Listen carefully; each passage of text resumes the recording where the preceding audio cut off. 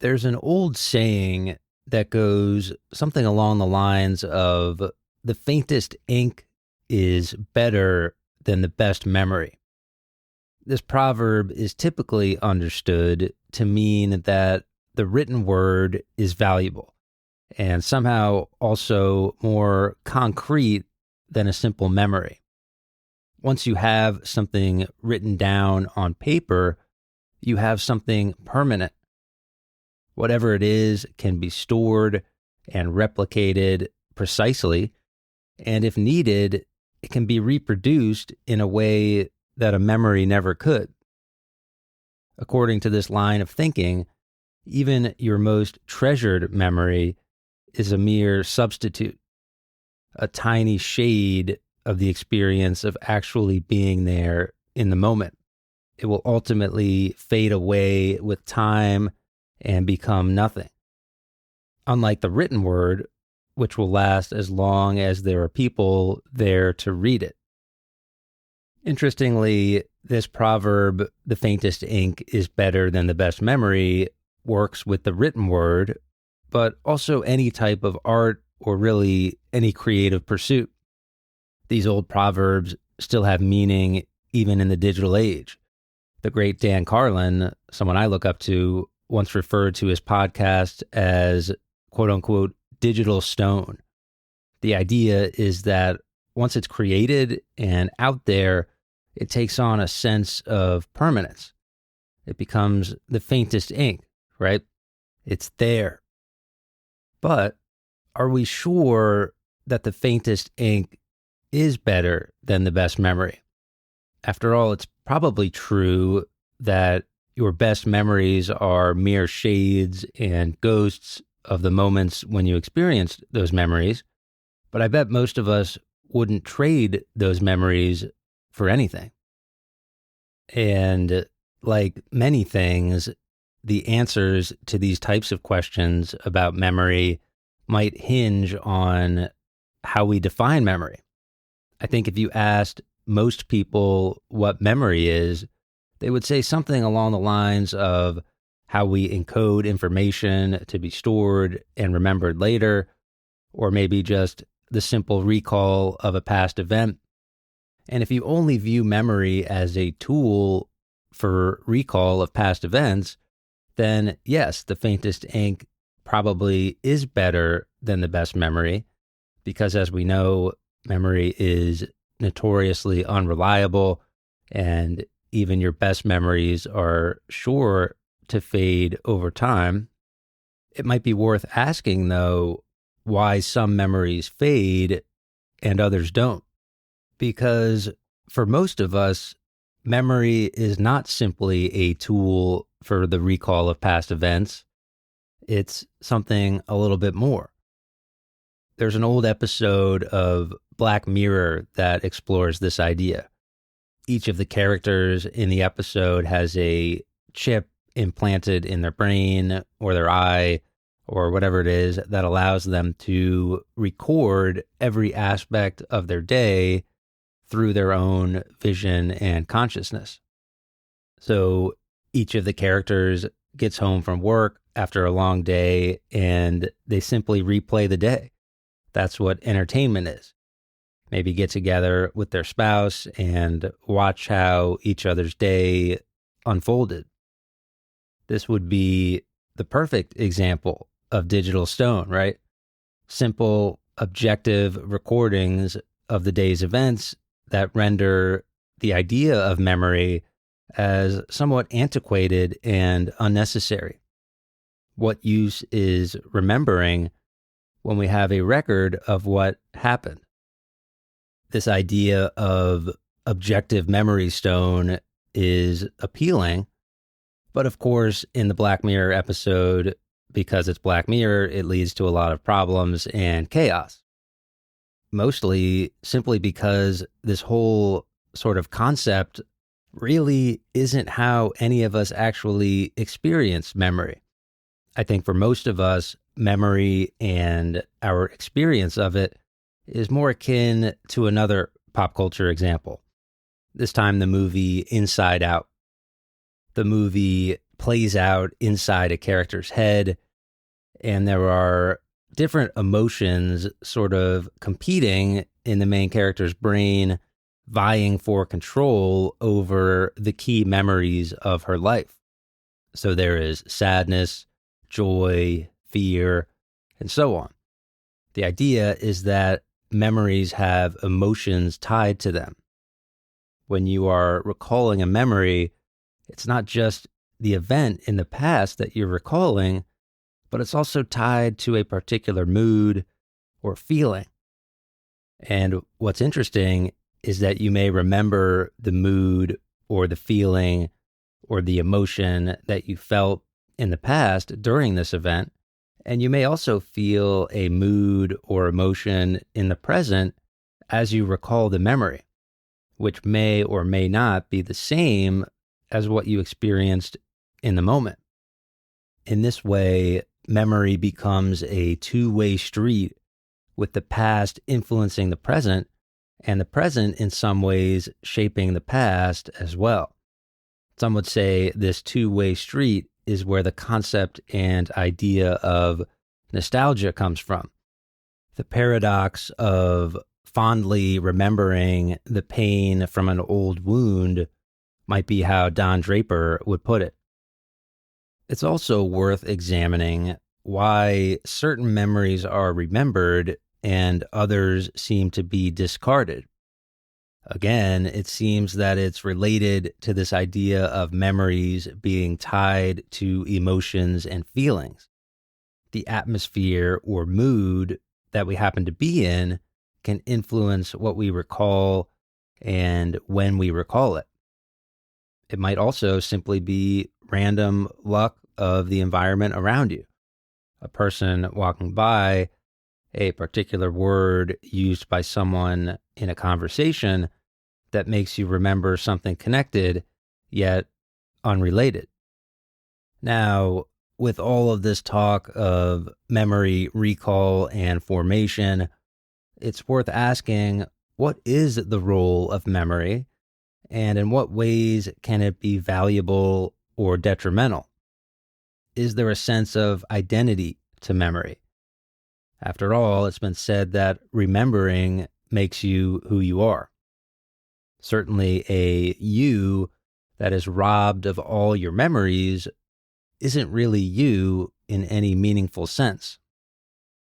Are there any ways that memory can be shared or tied to others? Memory as a collective agreement on what is and is not valued for a society.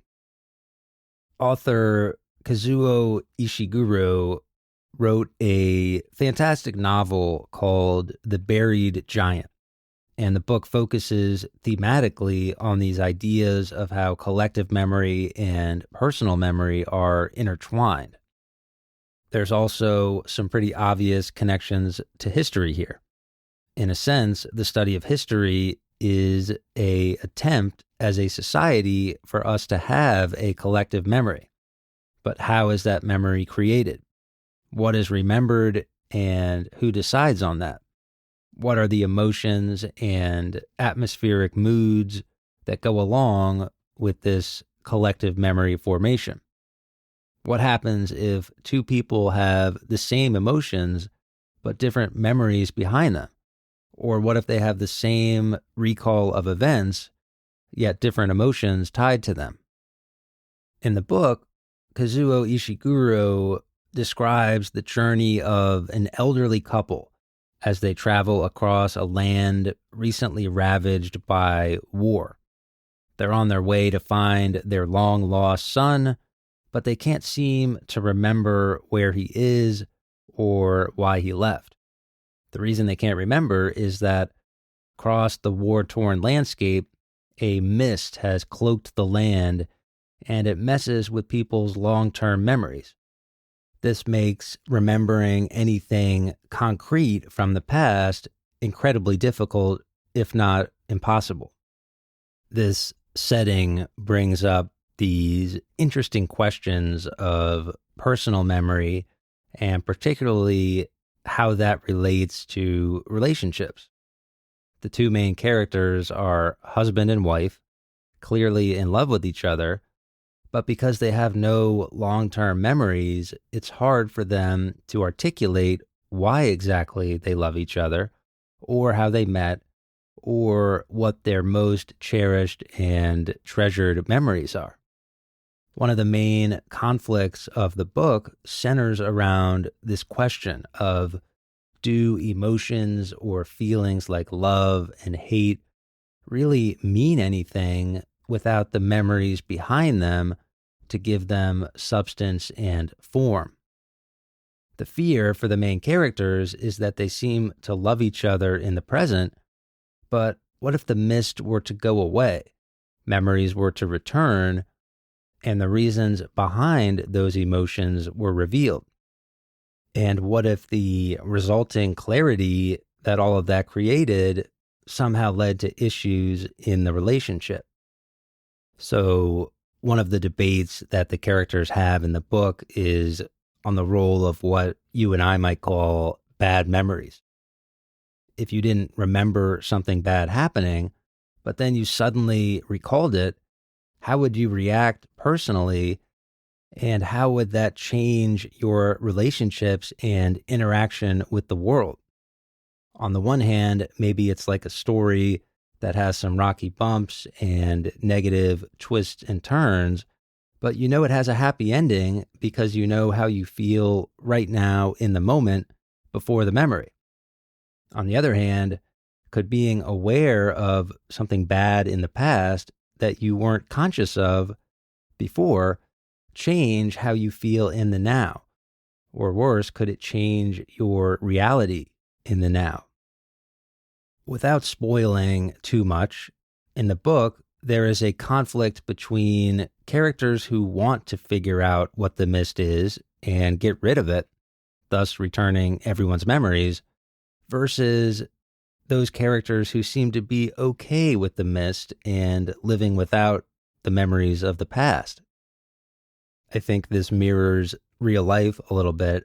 On the individual level, there are those who have more of an interest in the past, and there are those who don't spend a lot of time thinking deeply about the past because there is always the ability to move on. Get out of here and move forward.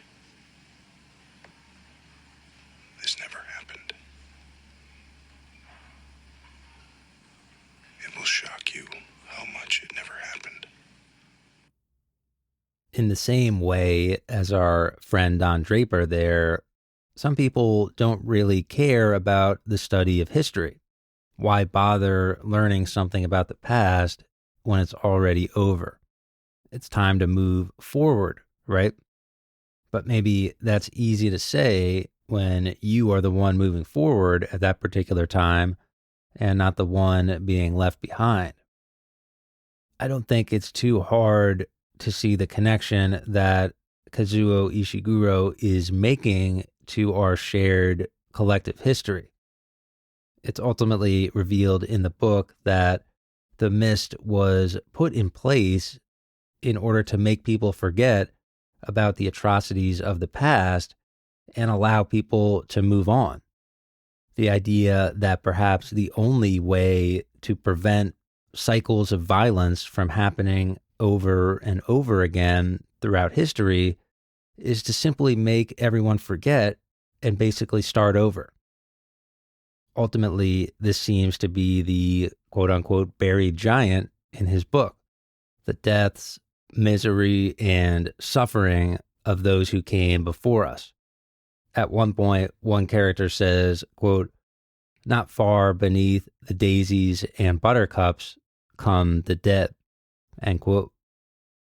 So, from a historical and literary perspective, the characters in the story are torn between removing the forgetful mist and thus remembering some uncomfortable truths about themselves and about their war-ravaged world. And of course, this would lead to questions of justice, vengeance, revenge, and restitution. It could also start another cycle of violence. So maybe some things are best forgotten. But on the other hand, there seems to be something unfair about removing everyone's memory and forgetting a shared past. It also brings up that question of, does your feeling of happiness and contentment really mean anything without memories, good and bad, to give those emotions substance and form? I would argue that a big part of the book is about memory being a double-edged sword. One of the cool sort of Easter eggs in the book is that there are two characters who represent opposite sides in this debate, and they constantly have their swords being shown or referenced. The character who wants to remove the mist keeps his sword as sharp as possible, indicating his desire to never forget and ultimately have justice be done. The other character keeps his blade dull yet functional, indicating his desire to have his memories dulled if that ensures an end to cycles of violence and ultimately creates a greater peace, even if that is at the cost of everybody's memory. I won't spoil the ending of the book. I do recommend you check it out if you're a fan of fantasy or history. But the ending is ambiguous and open to interpretation, just like memory itself. And it plays on this double-edged idea of memory. But it also highlights the simple power of memory. Perhaps it's not the faintest ink is better than the best memory. Maybe it should be the faintest memory is greater than the boldest ink.